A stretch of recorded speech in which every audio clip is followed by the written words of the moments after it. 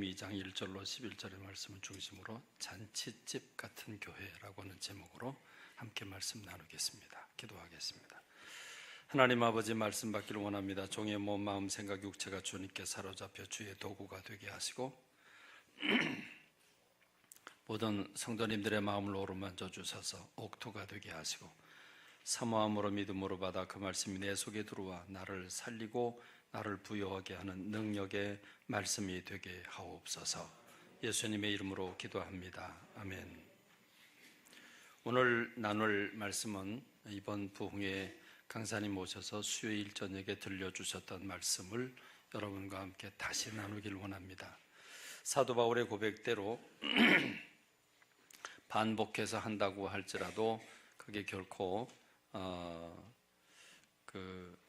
반복해서 한다고 해서 번거롭거나 또는 해가 되지 않을 거라는 말씀대로 이미 들으셨던 말씀이 여러분 다시 들어도 좋으실 거라고 생각을 하고, 많은 분들이 못 들으셨기 때문에 우리 교회에게 들려주는 메시지라고 여겨서 이 말씀을 다시 여러분과 함께 나누기를 원합니다. 어떤 권사님들은 이런 얘기를 했습니다. 마치 우리 교회의 맞춤 설교 같다는 얘기를 했습니다. 어떤 분은 목사님이 우리 교회 상황을 강사님께 알려주셨나요? 그런 얘기를 했습니다.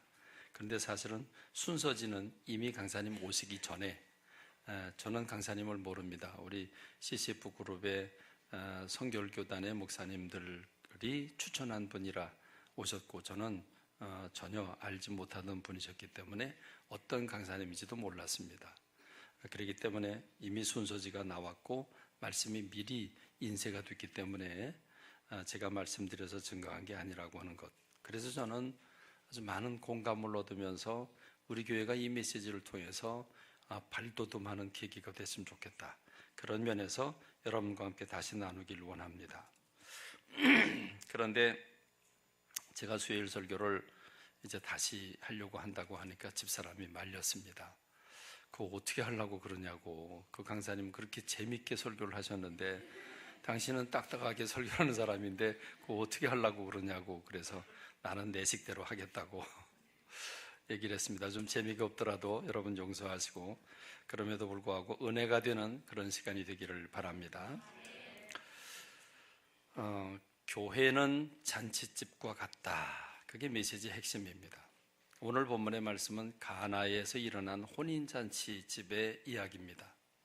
예수님은 혼인잔치집에 초청을 받고 갔는데 간 중에 일어난 사건이 포도주가 떨어졌습니다. 그래서 그 포도주를 물로 만들어주신 사건이 오늘 본문의 사건인데, 본 강사님은 전국에 있는 교회들을 살펴보면서 작은 교회를 일으켜 세우는 데 일하시는 분인데, 전국에 있는 교회를 보니까 37,800개 교회가 개척교회인데 그 개척교회가 7년마다 1,000개씩 사라진답니다.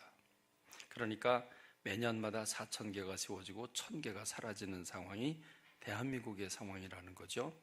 옳습니다. 지금 대한민국에 수만 개 교회가 있지만 그 중에 50명 미만으로 모이는 교회가 50%가 넘습니다.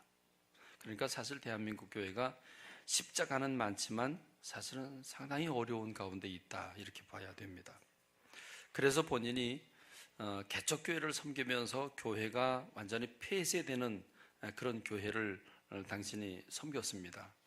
폐쇄가 되는 걸 보면서 당신은 이 다음에 목사가 되면 교회를 120개 개척하는 목사가 되겠다, 그렇게 결심을 했고, 잠실에서 교회를 개척하면서 9개 교회를 분립 개척을 했습니다. 그리고 1,000여 명 모일 때에 그 교회를 사임하고 지금 수지로 내려가서 40명 모이는 교회를 인수받아서 3년 만에 400명으로 부흥을 시킨 목사님, 전도를 통해서 부흥한 목사님이신데, 그 목사님이 150권의 부흥에 관한 책을 읽어봤답니다. 150권을 다 읽고 분석을 하고 종합한 결과 모든 부흥의 원리는 성경 안에 있다. 그리고 모든 성경 안에 나오는 기적 사건들은 교회를 향해서 주신 말씀이다. 교회의 그림자다 하는 말씀을 하면서 오늘 이 본문의 말씀 요한복음 2장 1절로 11절의 말씀은 6가지의 교회 부흥의 비결을 담고 있다는 메시지로 오늘 본문의 말씀을 주신 겁니다.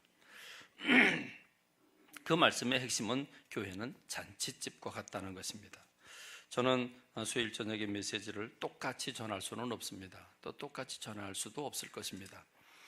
그러나 마치 어머니가 음식을 먹고 그 음식을 소화시켜서 자식에게 젖으로 물려주듯이 제가 그 말씀을 소화를 하고 그리고 그 말씀을 제 옷을 입어서 여러분들에게 전하는 그런 시간이 될 겁니다.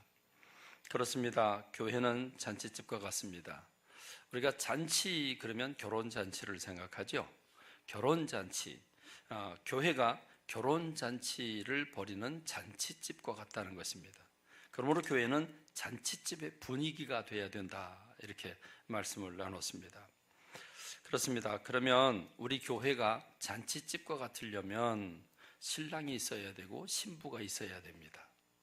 신랑 신부가 주인공인데 신랑 신부가 과연 우리 교회 안에 있는가?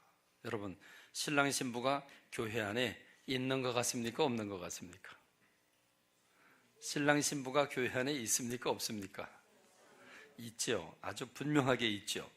처음에 교회 나오신 분들은 저게 뭔 소리야? 무슨 교회 안에 신랑이 있고 신부가 있다. 오늘 이 자리에 있습니다. 신랑 신부 좀 앞으로 나오시겠습니다. 우리 김장석 형제 신보미 자매 좀 앞으로 나와보죠. 신랑 신부가 있습니다. 나와보세요. 우리 신다로 박성애 이제 집사님 권사님 딸입니다. 딸 보미 자매인데 그 옆에 신장석 형제 아주 잘생기고 아주 성품이 참 좋게 생겼죠. 신랑이 있고 신부입니다. 4월 20날 결혼합니다. 여러분 오셔서 축하해 주시는데 육군사관학교에서 결혼식을 올립니다. 우리 장석 형제는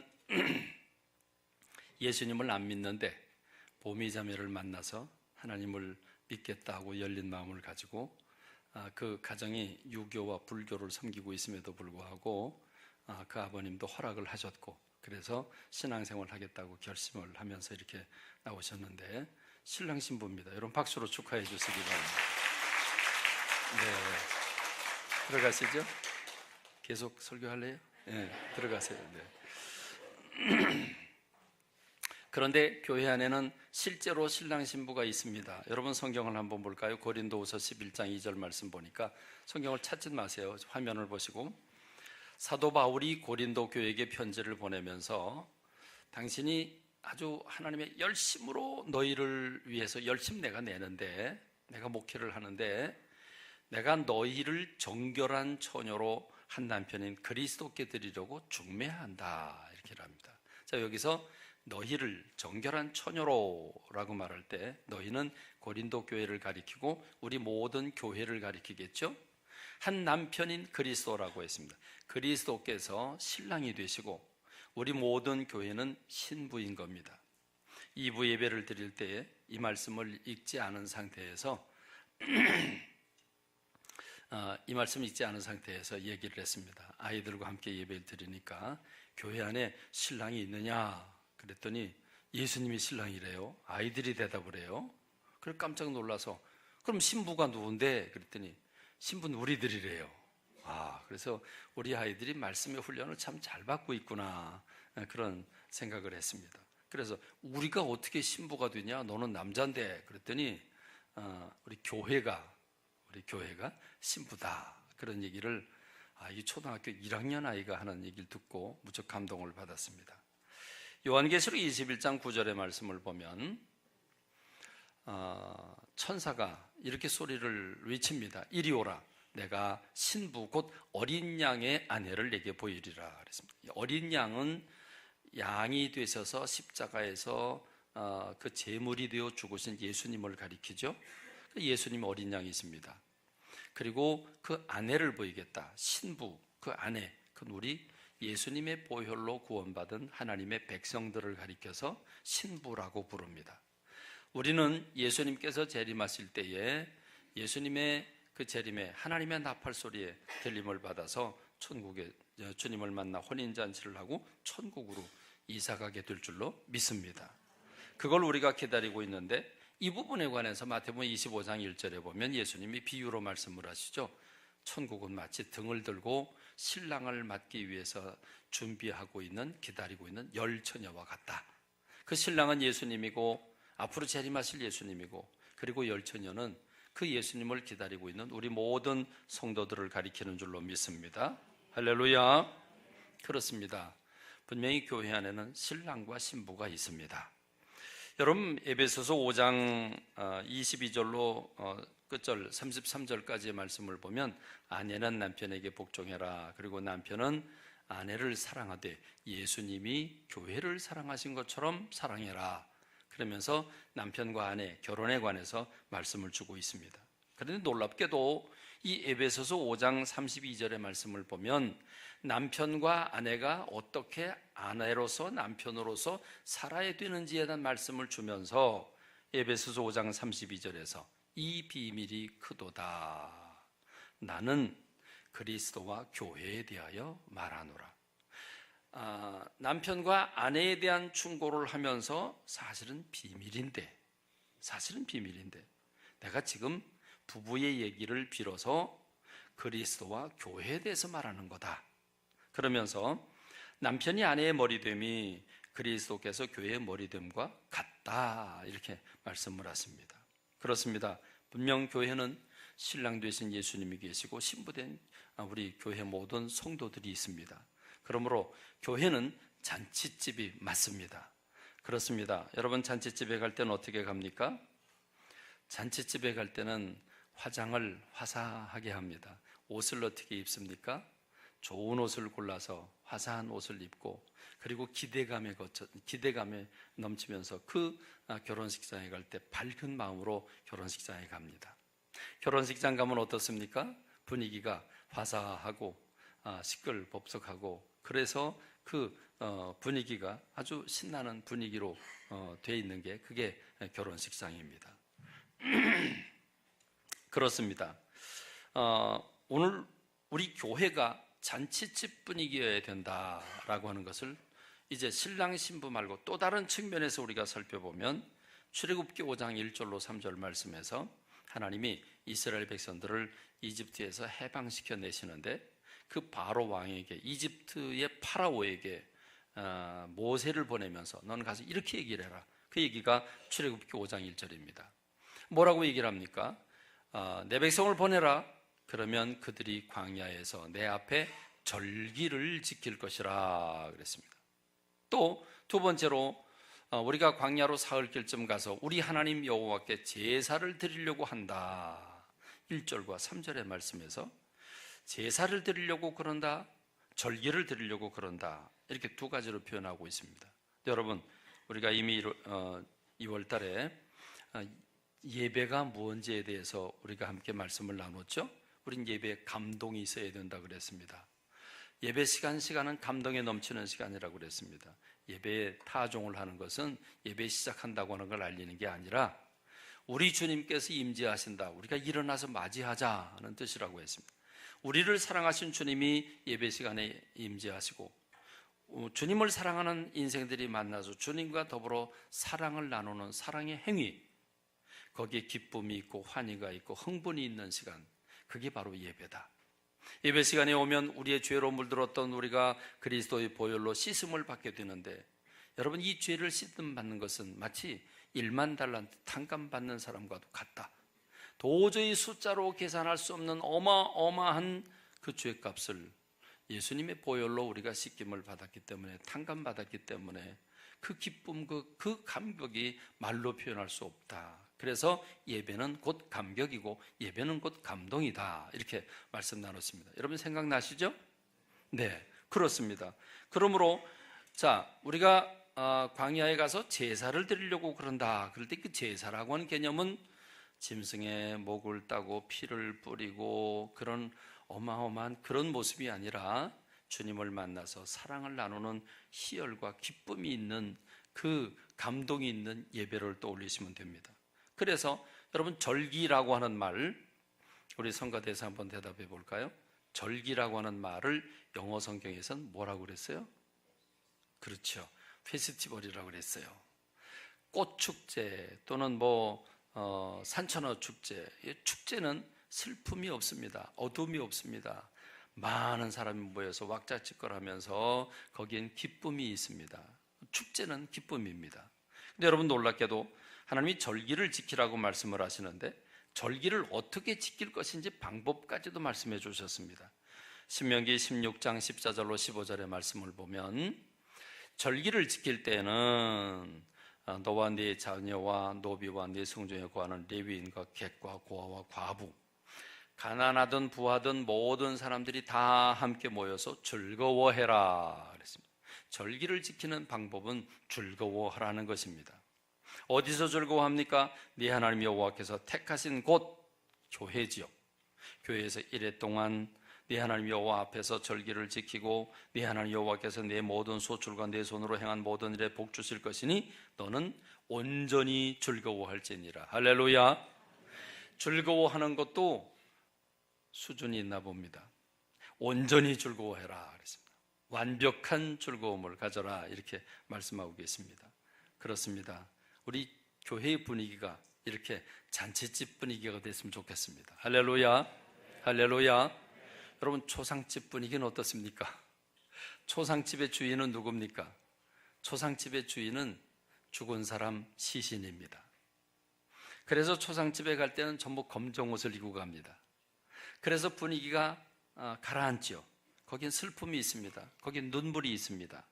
거긴 아픔이 있습니다. 거긴 회한이 남습니다. 그래서 신랑 초상집의 분위기는 시신과 더불어서 죽음의 냄새가 나고 슬픔과 울음과 아픔이 있습니다. 그런데 여러분, 잔치집은 정반대죠.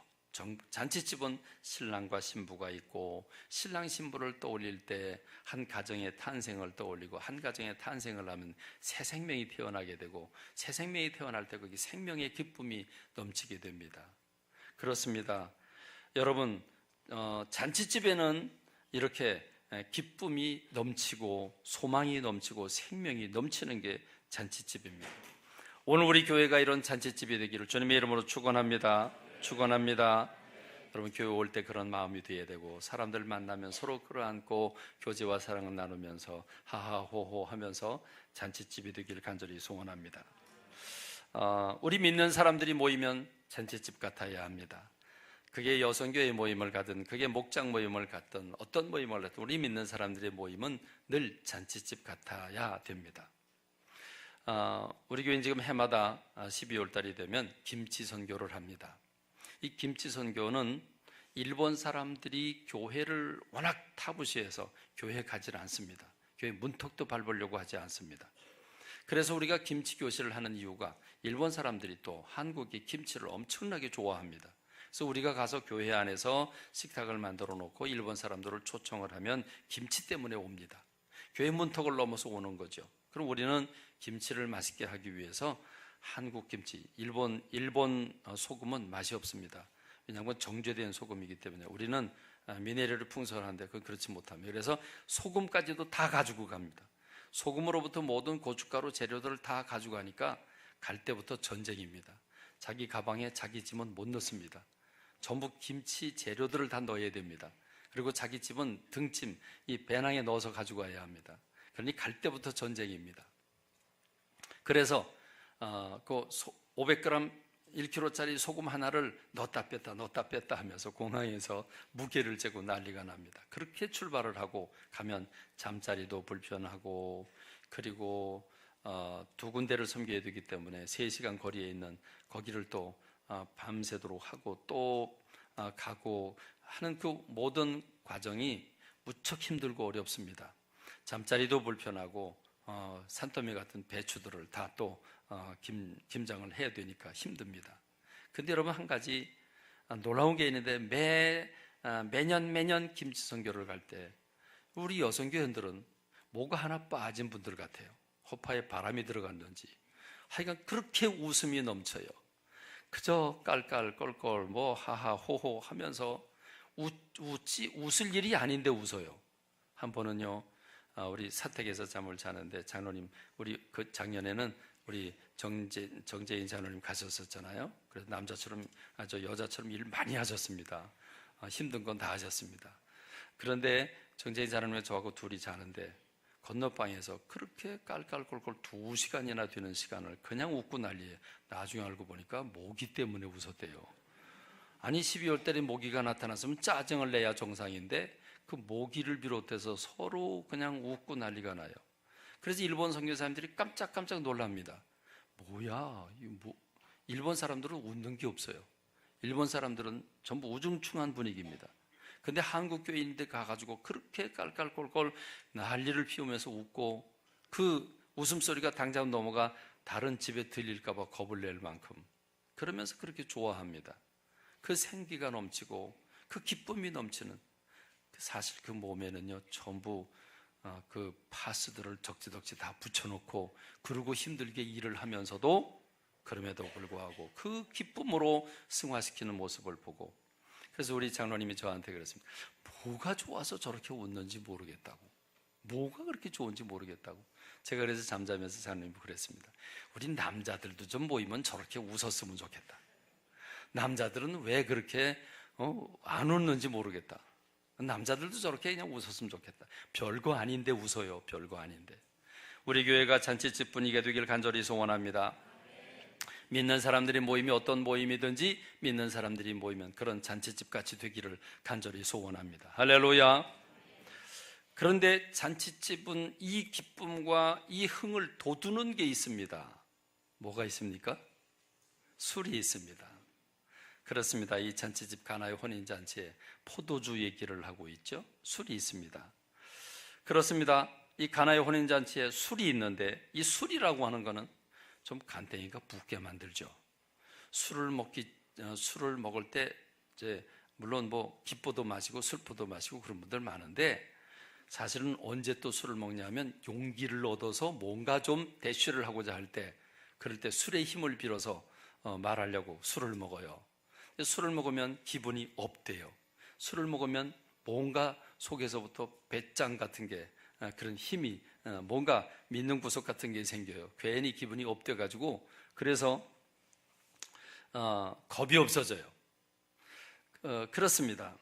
여러분 이 술을 먹을 때 기분이 좋아지죠. 흥이 올라. 그래서 기분을 내죠. 다른 때보다 용돈도 더 많이 주고 밥도 사고 막 그럴 때 팁 줄 땐 팁도 많이 주고 말이죠. 이래요. 영양가 없는 행동인데 어쨌든 술을 먹으면 그런 현상이 나타나요. 여러분 그러면 가나 혼인잔치 잔치집에 술이 있었는데 포도주가 있었는데 교회에도 술이 있습니까? 교회에도 술이 있습니까? 있지요. 어디에 있어요? 우리가 가만히 살펴보세요. 여러분 오순절 다락방에 120명이 모여서 열심히 기도하다가 성령님이 바람같이 불같이 임하시게 되죠. 그런데 성령님을 받고 나니까 그들이 다 변화를 받아요. 그래서 방언을 하게 되고 그 방언이라고 하는 건 오늘과 같은 방언이 아니라 언어가 통일된 방언이죠. 두려워서 문을 걸어 잠그고 있던 그들이 용기를 얻고 그리고 새 사람이 돼서 변화가 돼가지고 길거리 뛰쳐나가서 예수님 부활하셨다고 그리고 소리를 지르고 전도를 하고 설교를 합니다. 그 모습을 본 사람들이 세계 각지에서 몰려들었는데 뭐지? 저기 간땡이가 분 사람들이네. 뭔가 저게 지금 제정신이 아니다 저거. 지금 뭔가 저렇게 기분이 업돼 있고 뭔가 지금 뭔가 다르긴 다른데 술 취해서 그런 것 같지는 않은데 저게 뭘까? 그래서 그들이 뭐라고 얘기를 합니까? 새 술에 취했다. 새 술에 취했다. 술 먹은 사람처럼 기분이 좋아지고 말이 많아지고 용기가 생기고 겁이 없어져서 저렇게 그런 것 같긴 같은데 술은 아닌 것 같고 그래서 새 술에 취했다 이렇게 얘기를 합니다. 그렇습니다. 성령 충만함이 있는 줄로 믿습니다. 여러분 교회 안에는 술과 같은 성령의 충만함이 있습니다. 술은요 먹고 주정 부려요. 술은요 먹고 온갖 행패를 그리고 온갖 죄와 행패를 또 하고 다른 사람에게 피해를 끼쳐요. 그리고 술 깼을 때는 온몸이 만신창이가 돼 있어요. 그게 술이에요. 그러나 여러분 성령 충만은 전혀 다르죠. 성령 충만은 여러분 성령 충만 받았을 때 우리가 기도원에 가든지 금식을 하든지 부흥회를 하든지 성령 충만 받고 나면 제일 먼저 나타나는 현상 제1호는 뭡니까? 제1호는 뭡니까? 기쁨이 옵니다. 기쁨입니다. 이 기쁨이요, 억누를 수 없는 기쁨입니다. 속에서부터 뭔가 알 수 없는 기쁨이 속에서부터 솟구쳐 올라오는데 샘물과 같아요. 이건 막아도 되질 않아요. 샘솟듯한 기쁨이 솟아납니다. 그리고 여러분 돌멩이를 잡아들어서 딱 움켜주면 이게 가루로 웃어서 떨어질 것 같은 그런 느낌이 들어요. 여러분 성령 충만 받고 나면 사람이 변화돼요. 겁이 없어져요. 믿음과 확신이 생겨요. 내 앞에 수많은 문제거리가 있는데도 불구하고 그 문제들과 짐은 하나도 보이지 않고 다 될 것만 같은 믿음이 내 안에서부터 확신으로 흘러넘치게 돼요. 할렐루야. 그러니까 제자들이 대문을 걸었던 대문을 열고 길거리 뛰쳐나가 복음을 전하게 된 겁니다. 여러분 이 성령 충만함이 교회 안에 있어야 되는 줄로 믿습니다. 성령이 충만한 교회가 되길 간절히 소원합니다.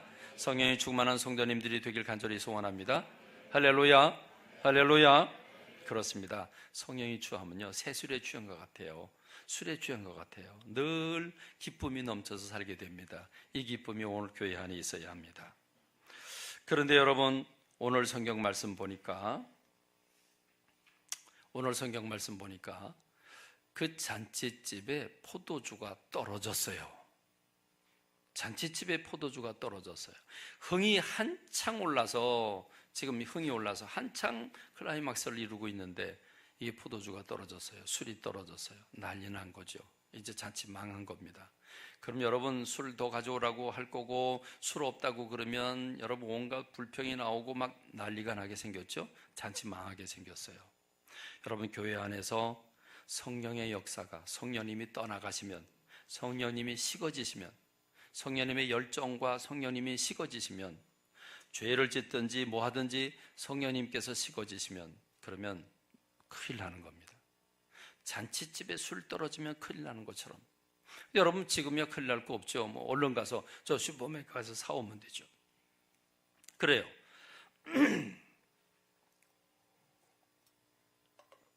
근데 여러분 100년 전에 우리나라에서 잔치 열으려면 잔치집에 언제 술을 준비해요? 몇 달 전부터 술을 담궈놔야 돼요.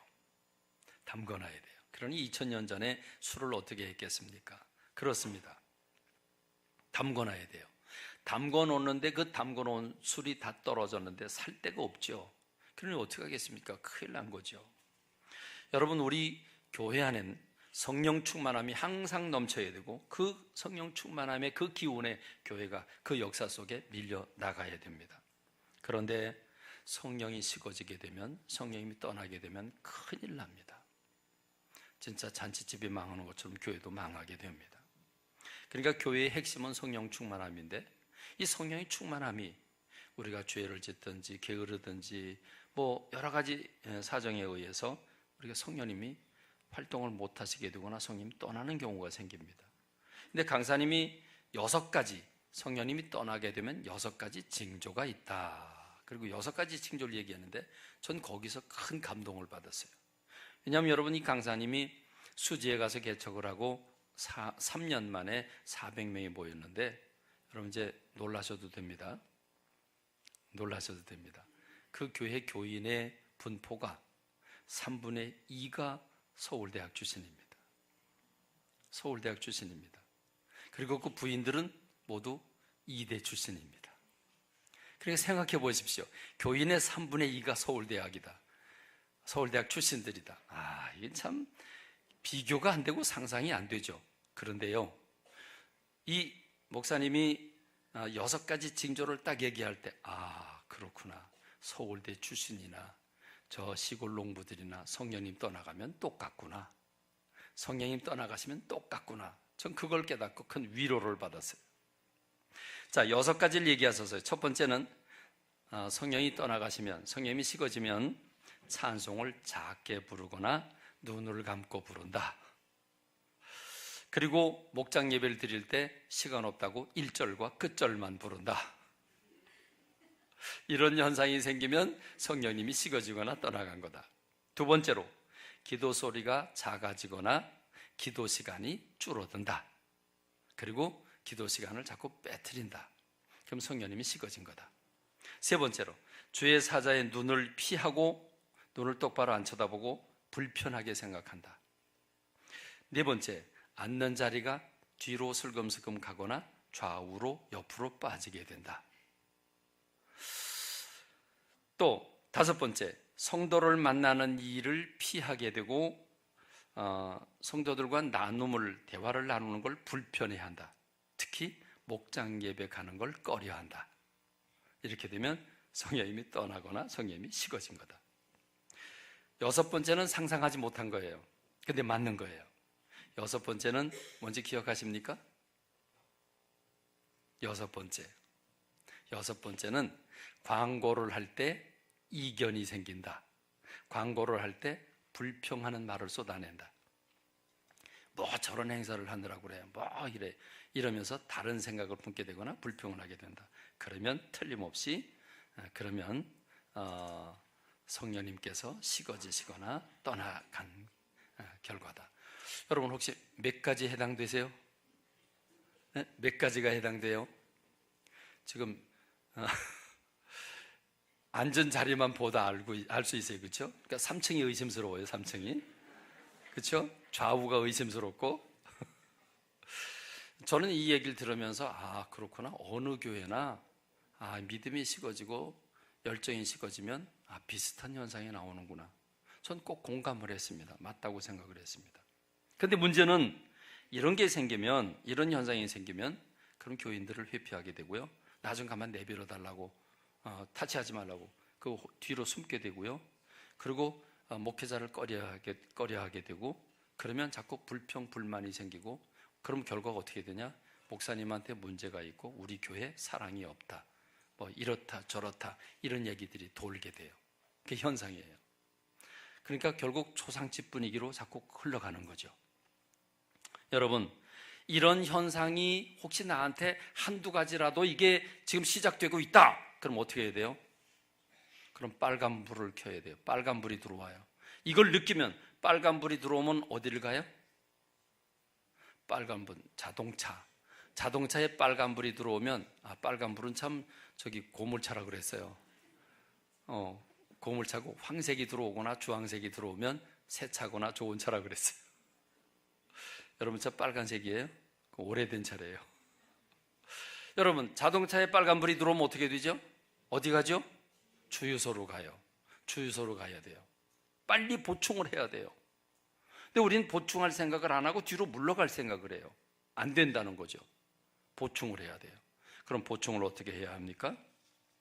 오늘 성경 말씀 속에 포도주가 떨어졌어요.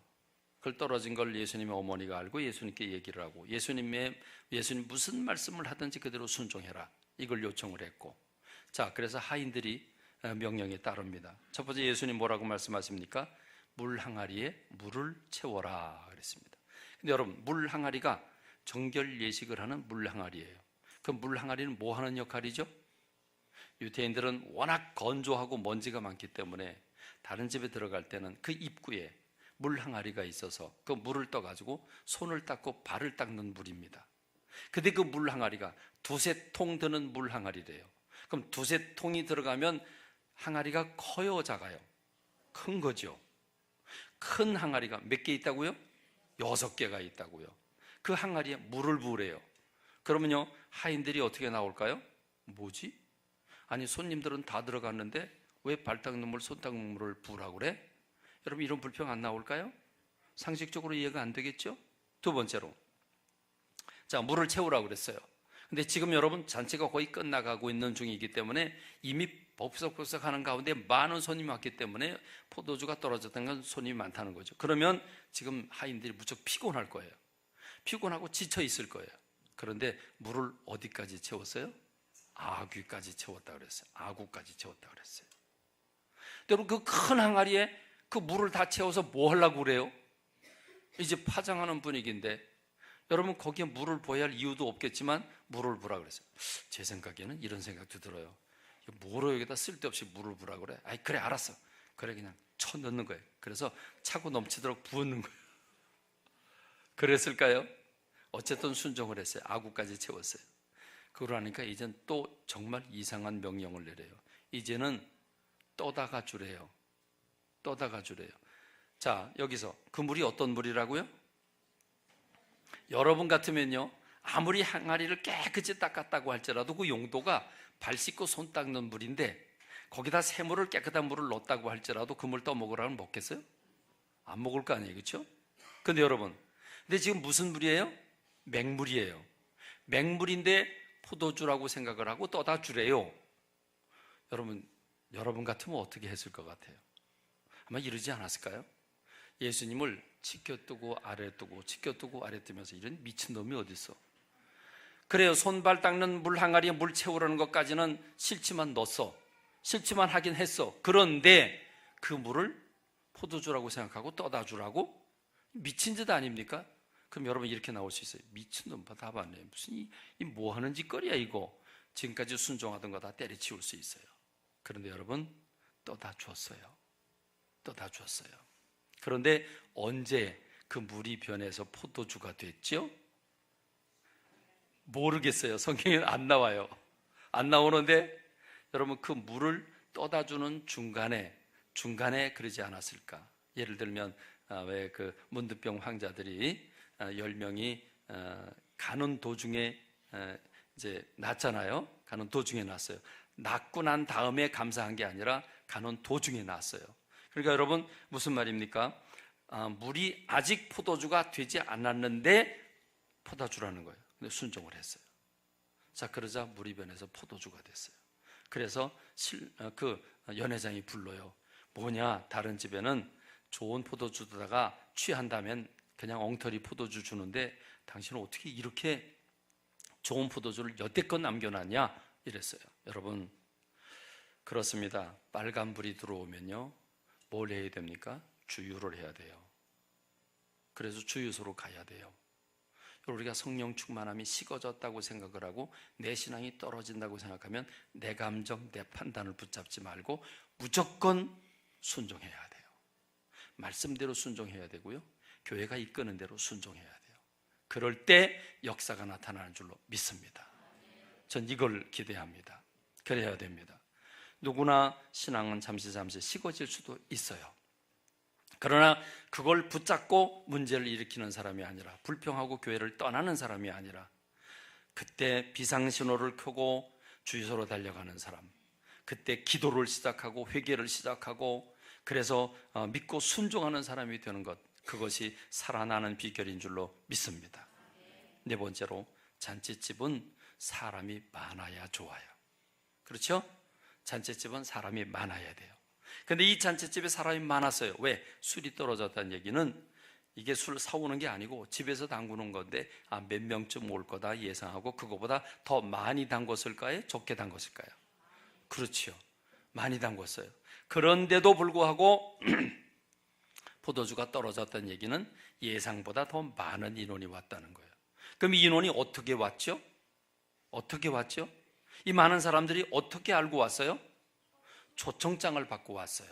오늘 본문에 보니까 예수님 어머니도 오셨고 제자들도 예수님도 초청함을 받았더라, 이렇게 얘기를 해요. 그럼 여러분, 교회는 항상 사람이 넘쳐야 돼요. 교회의 자리가 텅텅 비면 참 가슴 아파요. 교회는 항상 자리가 넘쳐야 돼요. 그런데 여러분, 교회의 자리가 넘치려면 뭘 보내야 될까요? 초청장을 보내야 돼요. 우리의 초청장은 뭘까요? 전도인 줄로 믿습니다. 그렇습니다. 알려야 됩니다. 전도해야 됩니다. 우리 교회가 전도하는 교회가 되길 간절히 소원합니다. 강사님이 수많은 방법들을 연구를 하고 몇 가지 그 전도 방법을 알려줬는데 가슴이 막 벌렁벌렁 뛰었어요. 이게 전도가 의외로 쉽구나, 교회 부흥이 쉽구나, 근데 너무 어렵게 생각했다, 이런 생각을 해왔어요. 회개했어요. 여러분, 우리가 이제부터는 우리 잔치집에 우리 교회에 사람이 많으려면 전도해야 되는 줄로 믿습니다. 전도해야 되는 줄로 믿습니다. 여러분, 전도를 해도 사람들은 잘 안 와요. 혼인잔치 초대를 했는데 나는 밭을 샀다고, 나는 소를 샀다고, 나는 내가 장가드는데 남의 잔치에 왜 가냐, 그러면서 안 와요. 그러니까 주인이 화가 나서 이렇게 얘기를 하죠. 그 빨리 시내의 거리와 골목으로 나가서 가난한 자들과 몸 불편한 자들과 맹인들과 저는 자들을 데려오라. 그래서 데려와요. 데려왔는데도 자리가 부족해요. 그땐 주인이 또 이렇게 얘기를 하죠.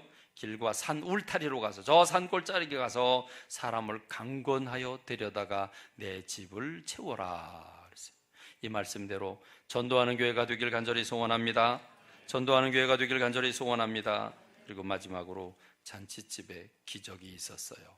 물이 변해서 포도주가 됐어요. 여러분, 교회는 항상 기적이 넘쳐야 돼요. 교회는 살아계신 하나님을 믿고 있습니다. 전능하신 하나님을 믿고 있습니다. 처음 교회는 병자가 고침을 받고 귀신들이 물러가고 죽은 자가 살아났어요. 오늘 우리들에게도 저는 동일한 역사가 일어날 수 있다고 믿습니다. 오늘도 하나님은 살아계신 하나님이시기 때문에 오늘도 치유 역사가 있을 줄로 믿습니다. 교회 안에서 이런 간증들이 수없이 있어야 돼요.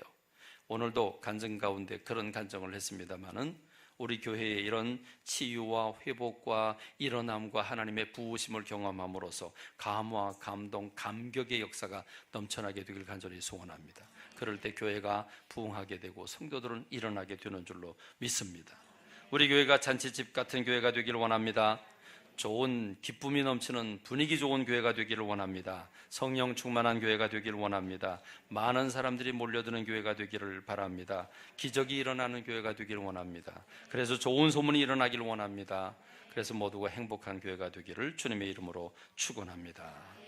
하나님 아버지 은혜와 사랑을 감사합니다. 오늘 우리에게 주신 말씀, 우리 영혼들이 일어나고 기뻐 감사하고 뛰고 하나님 잔치집 분위기 같은 그런 교회가 되라고 말씀해 주셨습니다. 성도들이 모이는 곳곳마다 잔치집 같은 분위기가 되기를 원합니다. 우리 주님, 우리가 하나님 이제 성령 충만이 식어졌을 때 하나님 주유소에 가서 기름을 넣듯이 우리가 회개하고 말씀과 기도 가운데 머물러 하나님 성령 충만을 회복하게 하시고 늘 잔치집 같은 교회가 되게 하여 주옵소서.